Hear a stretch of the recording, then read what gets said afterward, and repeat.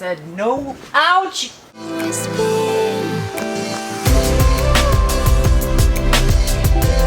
Hello, people of the internet. Today I'm gonna get back to work on restoring my Graham's 94 Ford Ranger 4x4 and hopefully get this truck ready to start for the first time in like 6 months. If you're new and you wanna get caught up on this project, up above my head is not a link to the last video I worked on it, rather possibly a Spotify playlist for the Blue Knot Orchestra.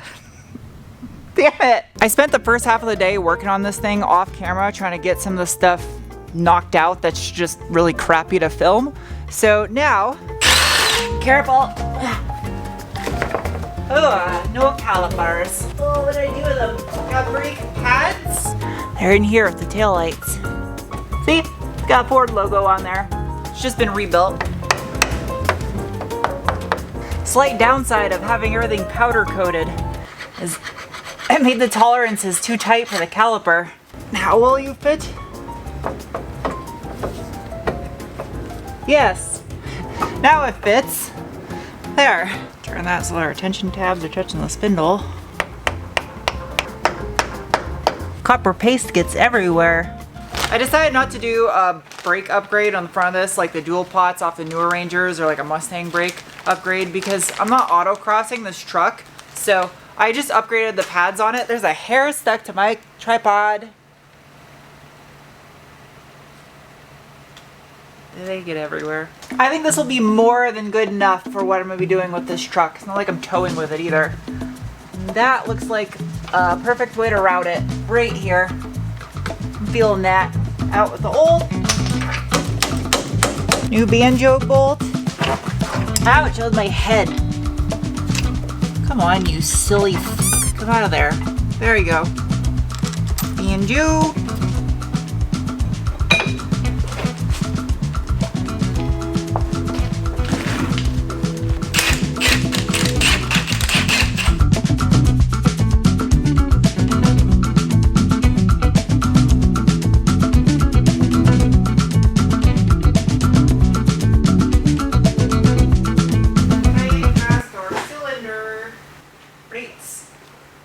Finish off everything with the braking system.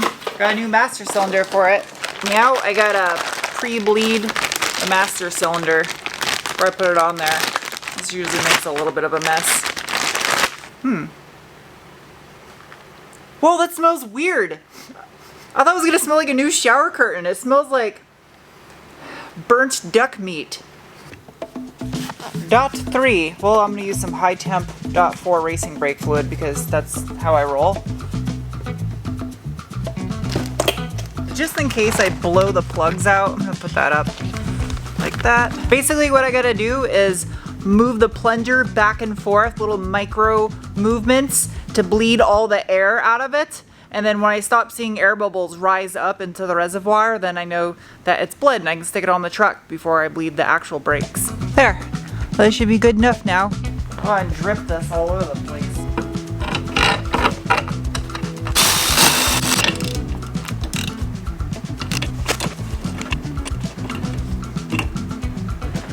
Oh Jesus, he's heavy.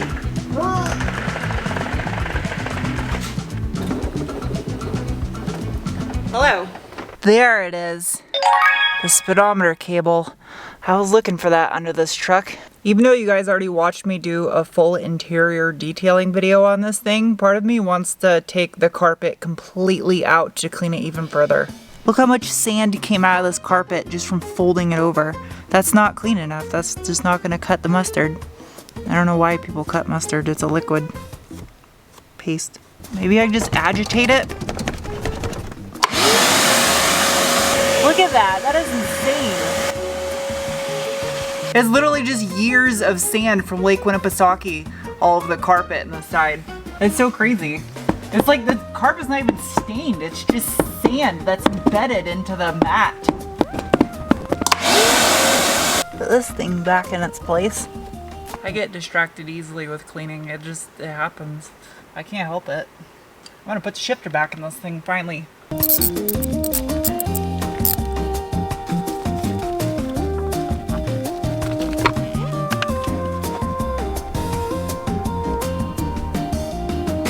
Welcome to the following morning.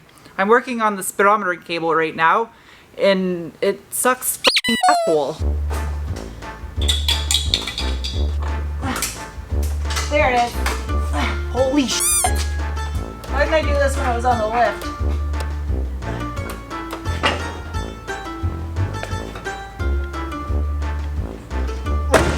Matrix. Sucks. Alright. I was just hooking up the clutch linkage to the brand new clutch master cylinder and discovered brand new out of the box, it's bad. When you press the plunger in, like actuating the clutch pedal, it shoots fluid right up through the middle of the cylinder. So the seals internally are bad on it, brand new. You see it's all wet right inside here where the rod goes into it, but luckily I ordered 2 of these when I was ordering all the parts for the truck. I ordered a Luke brand one with the Luke clutch, just at my house, unfortunately, not here. But I saw it at my house, I was like, wait a minute, why do I have a Luke pre-filled clutch master cylinder here? And I realized that that one, it was just in a box of parts, and I threw it on there thinking that was a Luke one, but it's a piece of shit one. Time to put this AC stuff on. That comes off of there, that goes on there. I don't know why, but I really like the color of this bronze anodized nut. That just looks really good. So this harness and this harness, which I harvested from my parts truck, are what allow any non-AC Ranger to have factory AC. It's just plug and play. This harness right here goes to my AC compressor, like that. And then it plugs into this guy right here. That goes into that one. This goes into this one. And there I got factory AC, plug and play. And then on this side, this one goes to the AC pressure switch. So this sucks. My AC pressure switch I got off the parts truck. Yeah, it's used, I know. But it's a different threading. This is fine thread, this is coarse thread on the new dryer. And then the other side of this AC system piggybacks right here into this harness. There, perfect. Last step is this purple wire right here needs to get added into that empty slot of this gray plug. This is for the HVAC controls in the truck. So when you turn on the air conditioning, that will actually do something. Pop that out. Pull that out of there.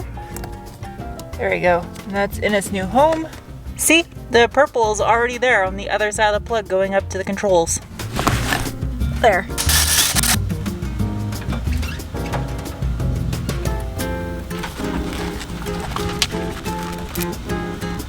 It is now day number 3 in this video already. If you recall, I chose to have the front bumper re-chromed instead of buying an aftermarket one. Reason being is the aftermarket ones tend to be thinner metal and the chrome just isn't as good of quality on it. So that's why I chose to have this one refinished. And it was kind of a waste of money. I'm pretty upset with the quality of it. This side right here is the worst. You see that spot where they welded a hole? Right there.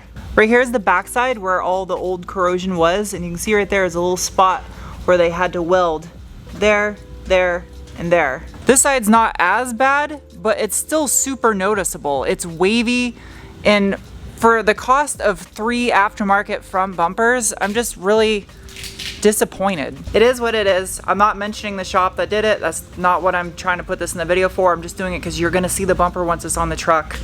And I'm just overall disappointed. So I gotta try to find another used bumper in perfect shape, or metalwork this one myself and then take it to a different chrome shop and have it fixed. On a positive note though, this just showed up.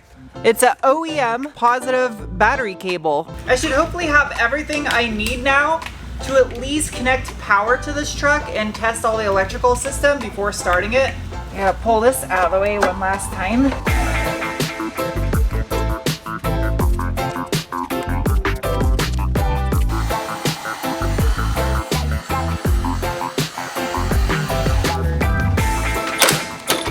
I put this thing back on the lift so I can connect the starter. Charcoal canister, go back in its home.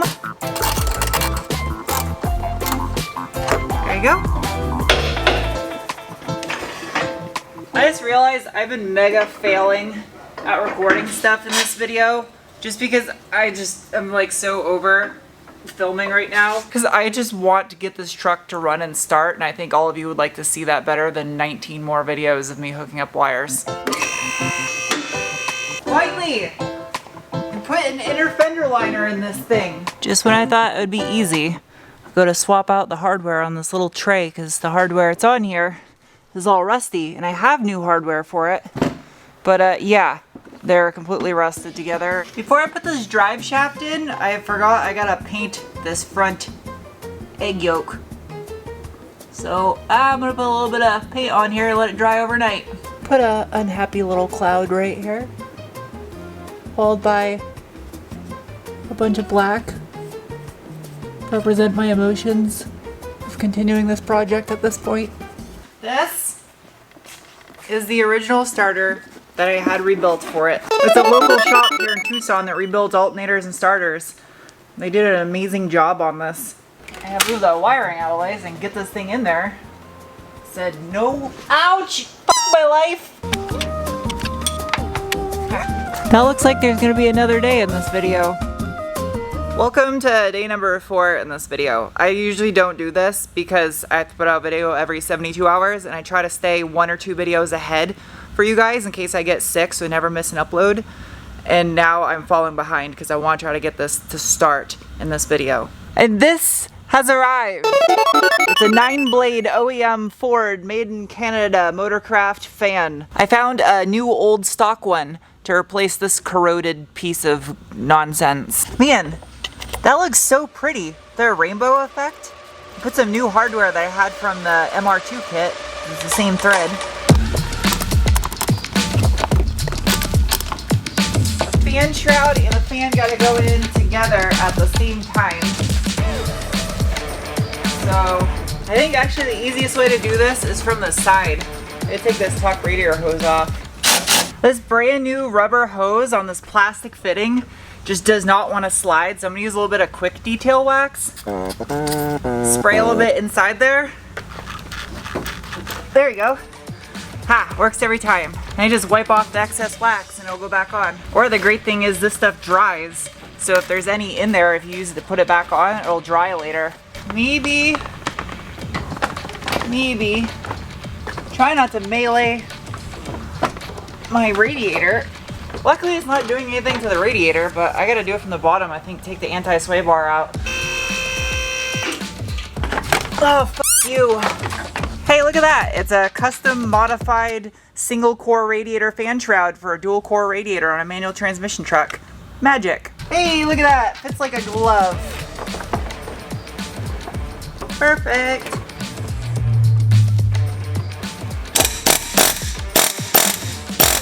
All right, we gotta fill and bleed the power steering. Basically, I just gotta add fluid with the truck up in the air and then go lock to lock to lock to lock 100 times. This thing calls for ATF type F. So that's what it's gonna get. Get all those air bubbles out of there. This is crazy, I got steering now. It was disconnected for months. I don't really need to do this to get the truck to run, but I figure while I'm down here, I might as well do it real quick. I'm putting the front drive shaft in, and then all I got left is engine grounds and intake mass airflow sensor. Such a little bolt. Yeah, Loctite.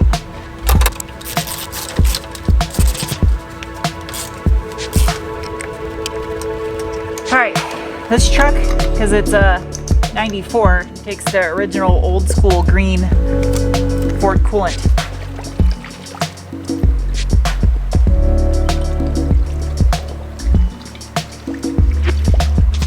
I make a gasket for the mass airflow sensor.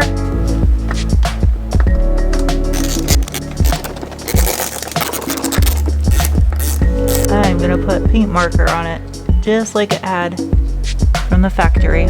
Same color and everything. I'm not putting this air box in on the inner fender liner because I still gotta re-torque the header hardware after I start this thing. So I still gotta connect the cruise control, put the other throttle cable for it, and then as soon as that other sensor comes for the AC, then I can hook up the vacuum lines to the AC and charge the system. This is probably gonna jiggle around and rattle a little bit when I start it, but I'm gonna end up taking it right back out once I have to re-torque the hardware on the headers. It is 4:25 in the afternoon, and it's ready to connect the battery and try to start this thing. I'm gonna actually wait for Charlie to get here. I told him to come over for the first start of the truck, and Hold on. I'm gonna first start it. You ready? I gotta connect the battery, but yeah. Ready? Hey, my fuel gauge works. Mint. Because I know I don't have much gas in here, and it's reading real close to empty. There's probably less than a gallon in there when I had the fuel tank out. That's awesome. All right, so you're gonna stand here, and just in case starts. If something smokes or catches on fire or f's up in any way, I'm the signal man. Oh yeah, I can't push in the clutch because I don't have a clutch master. We may have to jumper the switch. This doesn't have a clutch start cancel like some older Toyota trucks did, like the Hilux and the Tacomas. So I have to jump the clutch switch down there because the one thing that didn't come in the mail in time was a new clutch master cylinder, but I don't need that to start the truck. A couple more times. I didn't hear the fuel pump. Yep, it was popped up. I reset it. So probably when it was disconnected, it tripped it? Potentially, yes. Oh. Or when the guys had the cab. There was a little plunger and it was in the up position. Yeah, so Okay. it got tripped. I hear fuel pump. Keep cycling it until you hear the pump load up. Alright. Yay, that was it! Yeah. Make sure this is still good. Nope, needs more. Top off my power steering fluid before I go to start it again.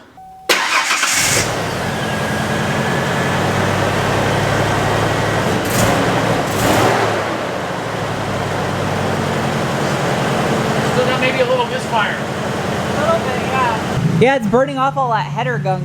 Yeah, well, it's all the oil from when they manufacture the tubing. Oh. The muffler and all the packing in the muffler and all that crap.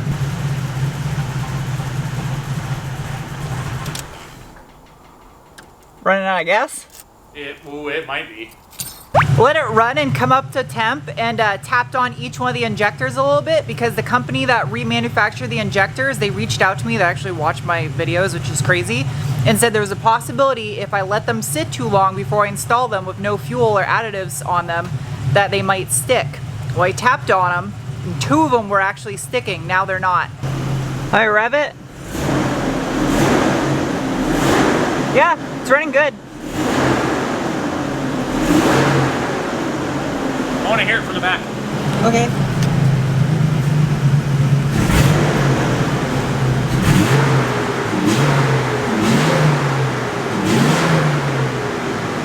Sounds pretty good. It's nice, it's not too loud. No, not at all. Yeah, I still got a couple things I gotta hook up. There's actually 2 engine grounds I left disconnected, so that's smart of me. But yeah, that's right. So I still got a couple more things in the engine bay I gotta button up. I gotta retorque all the hardware on the headers.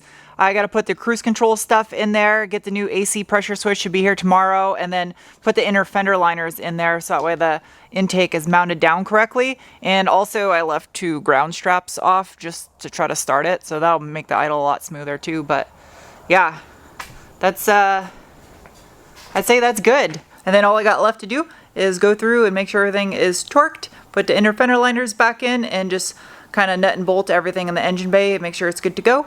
And I can start on the body components and get this thing paint corrected and wrap up the restoration of this truck. So anyway, I hope you guys enjoyed this video, and I will see you soon with another video that doesn't consume 4 days of work in one video. Bye.